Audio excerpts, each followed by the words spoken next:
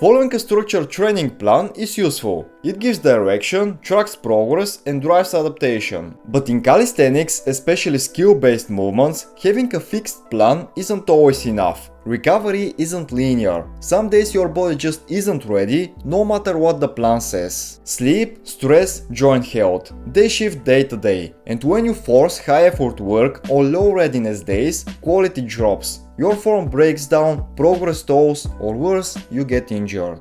This is even more common if you're training solo. No coach, no feedback, just blind effort. And it is not just physical. Calisthenics demands mental sharpness too. Coordination, control, motor learning. All of it suffers when you are tired or unfocused. That's why rigid plans often fail. You might be scheduled for a max effort push day, when what you really need is technical work or recovery. To stay consistent, you need more than willpower. You need a system that adapts. And that's what autoregulation is. It's not about doing less or skipping sessions. It is structured flexibility. A way to adjust based on how you feel while staying aligned with your long-term goals. Used well, it keeps you progressing, reduces injury risk, and makes every session count.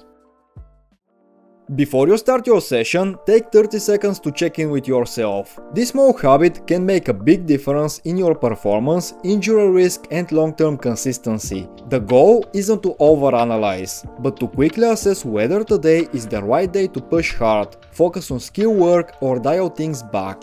Ask yourself the following: did I get at least 7 hours of sleep, and do I feel rested? Am I mentally sharp or distracted and foggy? Do I have any lingering joint pain or unusual soreness from a previous session? After warming up, does my body feel energized and ready to move?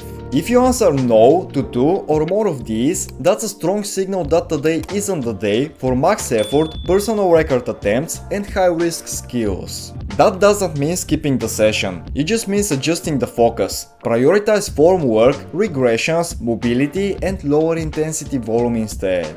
This simple checklist helps take emotion out of your training decisions. It gives you a logical framework to prevent pushing through fatigue or pain, which often leads to stalled progress or injury. Instead of forcing the plan no matter what, you make smarter day-to-day decisions that align with how your body and mind are actually performing.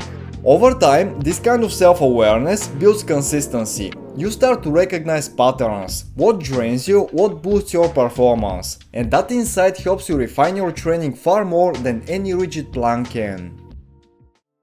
Once you've done your readiness check, use the red, yellow, green system to guide your session intensity. This visual framework helps you adapt your training based on how you actually feel, not just what's written on paper.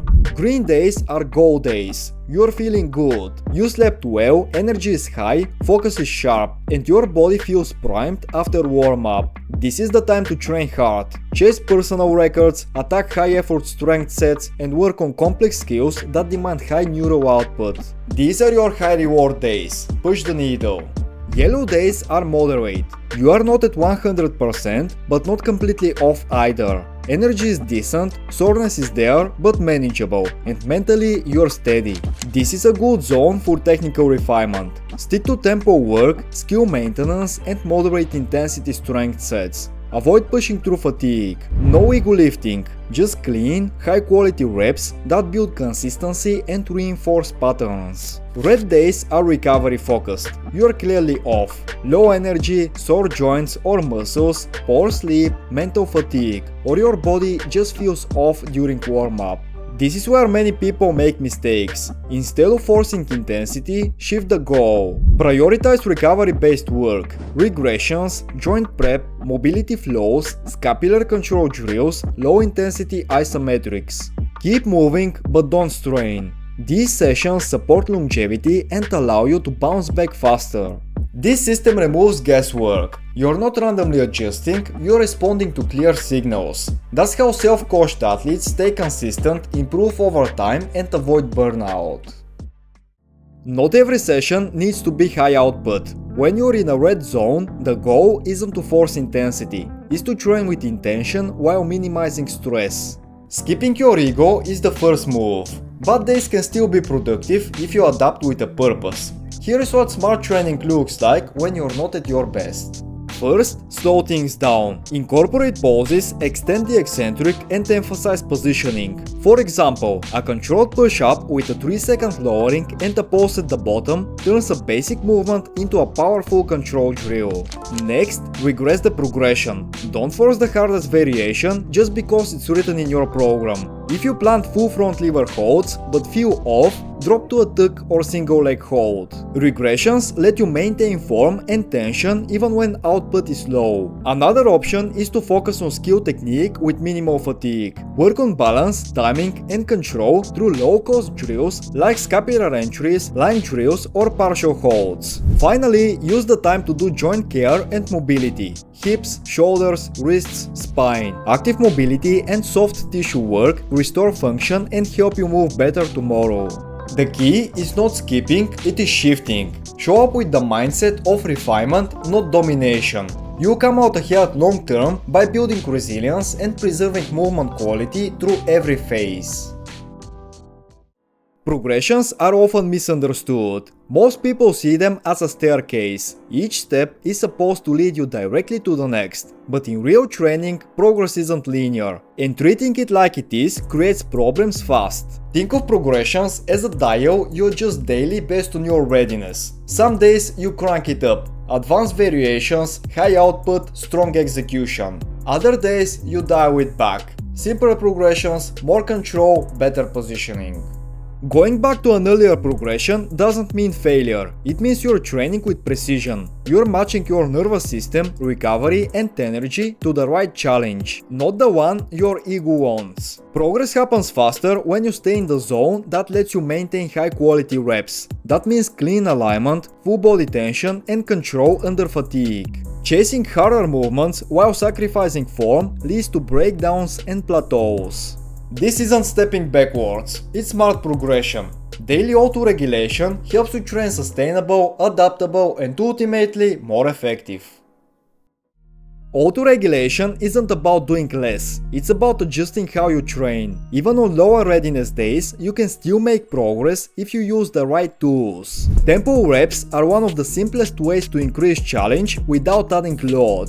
A 3-1-3 tempo, 3 seconds down, 1 second pause, 3 seconds up turns basic movements into high tension control drills. You build more awareness and strength through the full range. Isometric holds are another powerful tool. They train joint-specific strength, improve stability and build body awareness, all without heavy fatigue. Hollow holds, scapular retractions, wall-supported handstand holds. Great options for red and yellow days. You can also use scaled-down complexes, sequences of easier exercises performed with flow and intent to maintain movement quality and coordination on lower energy days. For example, push-up to scapular push-up to plank hold, or pull-up to scapular pulls to hanging hollow body.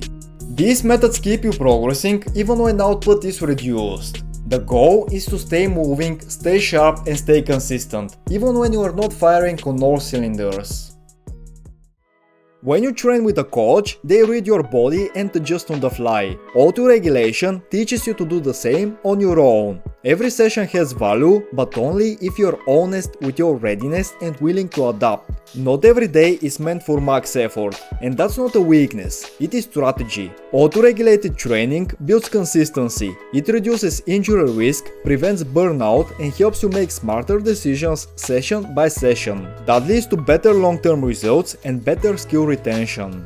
The goal isn't to blindly follow a fixed plan, it's to develop the awareness to know what your body needs and when. Train smarter, stay consistent and make every rep count.